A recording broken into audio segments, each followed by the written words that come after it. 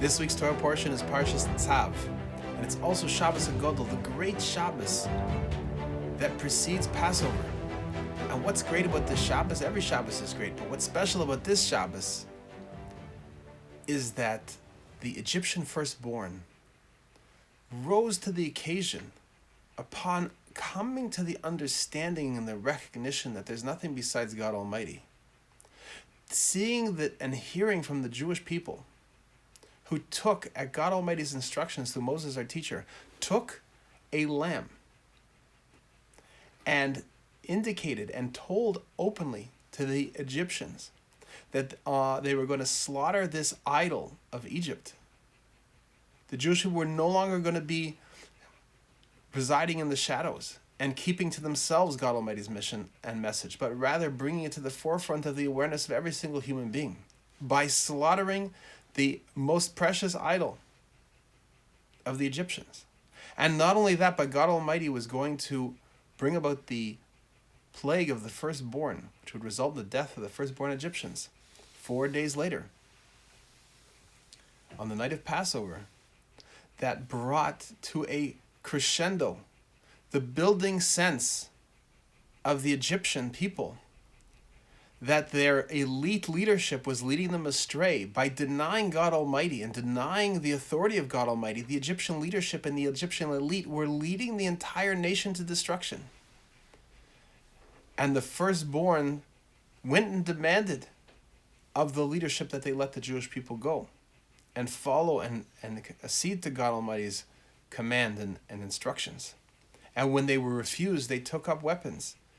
to fought a civil war against the Egyptian government to try to compel the Egyptian government to conduct itself according to God Almighty's command. And in spite of the fact that ultimately they did not prevail, they significantly weakened the hold of the cult of the elite of Egypt on the Egyptian people and on the Jewish people. And as a result, they were part of the process, the redemption, and the very fact that the Jewish people were able to speak clearly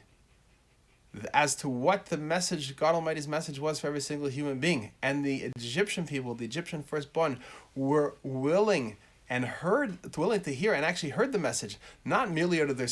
self-interest and self-preservation, but out of their sincere desire that Egypt be set on an accurate course, is something that is a miracle for all times, and therefore is highlighted with the great Shabbos of HaGadol. Therefore, it's time to gather your families together to prepare for Passover, to understand the miracle of redemption,